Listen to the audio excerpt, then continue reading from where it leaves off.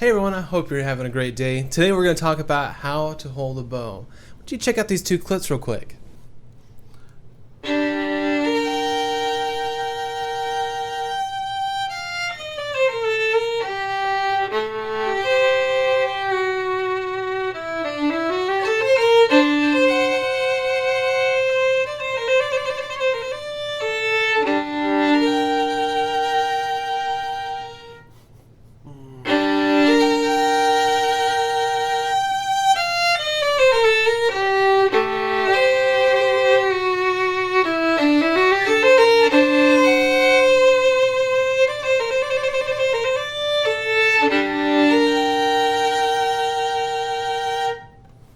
Alright, so you see the difference that just changing the bow grip can make on your playing. In the first clip, I had this real goofy claw grip thing, and it just sounded really bad. Some of the string crossings that I had were really bouncy, and the tone just wasn't there. And on the second clip, I had my normal bow grip, and I also, as a disclaimer, I was playing both of them as best as I can with the grips that I had. Just by changing your bow grip can really instantly change how you sound. Having a better bow hold allows for us to have better leverages, to get more arm weight into the string and get flatter hair and relax our hand. And having those axes, we don't have the opportunity to like muscle and force things in to what it is that we're doing. Being more relaxed is going to allow us to be able to do a lot more advanced techniques like ricochet or saute and various other techniques here on the right hand, just by changing and having a correct bow hold. Alright, so the method I'm going to be showing you is something I learned from Georg Schmidt. He is an amazing violinist, and if you haven't heard him, go look him up on YouTube, and he's amazing. I was lucky enough to attend one of his master classes, and every instance that I had with him, he's just seems like such a nice guy, you know. It's great.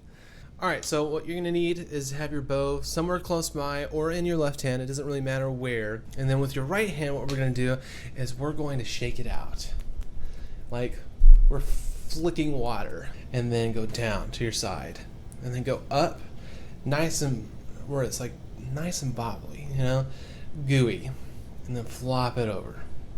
Okay, so if you did this and your fingers actually came out a little bit more straight than mine, I want you to do this again, because if we're going to be relaxed, our fingers actually don't relax out straight. We're actually using muscles to keep our fingers straight.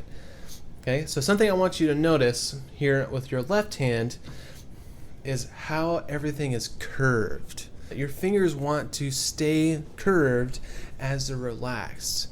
We always want to be as relaxed as we can and maintain what our body naturally wants to do, even though we're playing on violin. So from here, what you want to do is you're going to bring your thumb over to your middle finger, and then we're going to bring the bow over. Okay? Now there's a little spot here on where you're going to put your thumb, and that's basically putting your thumb, like the tip of your thumb, right next to the end of the frog. Okay, your thumb's going to be touching part of the frog as well as the stick or your grip. And you can notice on my bow that I have a spot that I use every single time. From there, put your thumb here, and we're going to flip it over. Something that might help you is when you flip it over, grab the tip of the bow with your left hand. So we have it flipped over now, and from here what we're going to do is we're going to bring our pinky up onto the stick. Okay, just go straight up and try to get the tip of your pinky down, and try not to go too far off to the side, and don't touch the screw off to the side. Okay, and the last little bit that we're going to do here is we're going to move the index finger over to the left just a little bit, and then the last little item of business is to rotate the whole forearm, hand, fingers, and everything towards the tip.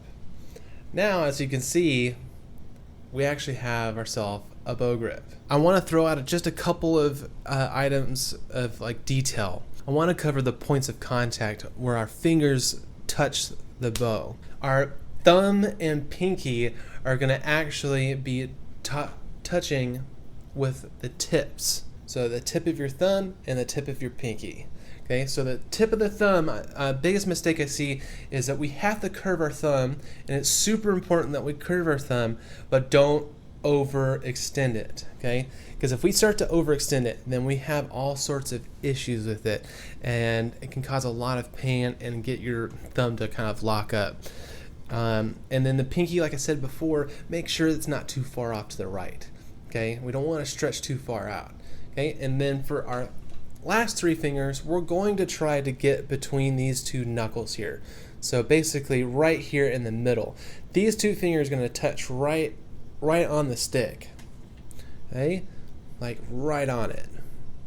Okay, and then our index finger, it's still within that joint, but it's going to be more off to the side of the index finger because we have to rotate. And when we rotate, our index finger is going to be more down on the top. So I want to point out one last thing here.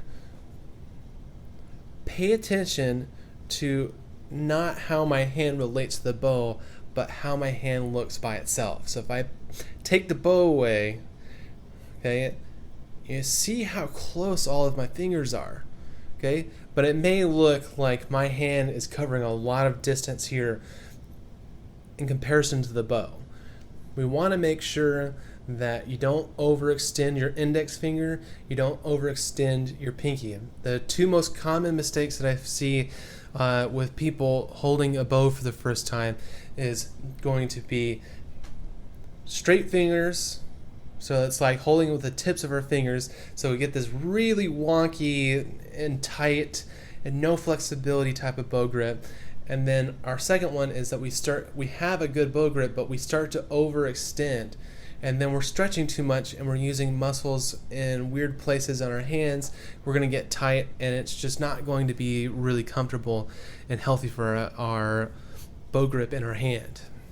Okay, and lastly, I want to implore you, because this is something I did for God knows how long, is to keep your pinky, okay, keep your pinky on the stick. My violin professor would always make fun of me that we're not going out for teas and crumpets when I would have my pinkies up, because both sides I would have, I'd be in playing position, and then I would have doing this number while I was playing. It was so funny, but he would make fun of me with that because my last name seems so British, but I don't know, whatever. But I thought I always got a good laugh out of it. Why don't you try out this new bow hold with me? Okay, so let's just try some whole notes, 4 beats, okay? Count us in. Ready?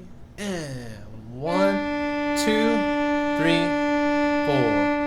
And we're gonna do up bow. Ready? And up, 2, 3, 4. Try to use all of your bow and try to keep it as straight as possible. Something you can do with your eyes while you're practicing with this bow grip is to actually, I want you to actually look like right about here on this side of the hair, okay? And to see if that hair is actually parallel to the bridge, okay? And you may have to film yourself while you do it, because I've had a handful of students who I tell them that, and it's really hard for them to tell if it's parallel or not. But it's something that I particularly like doing, just to make sure that I'm like maintaining that. All right, so that basically wraps it up for today, and I just wanted to say thank you guys so much for checking out my channel. I hope this tutorial helped you kind of get a basic idea of how to hold the bow. I will be posting regularly every Monday, and please consider subscribing if you want to stay up to date with any tutorial videos. I will also be posting other covers of songs. I have another gaming song ready for next Monday, and I will also be posting up some anime stuff in the future. So if you want to stay tuned and stay up to date with it, please consider subscribing and hit the like button, and it lets me know that if I'm doing a good job or whatnot. And also comment down below if you want me to cover something else violin related, and it doesn't have to be beginner stuff either, okay? So again, thank you so much for checking out my channel, and I really appreciate it. So I hope you have a wonderful day. Bye.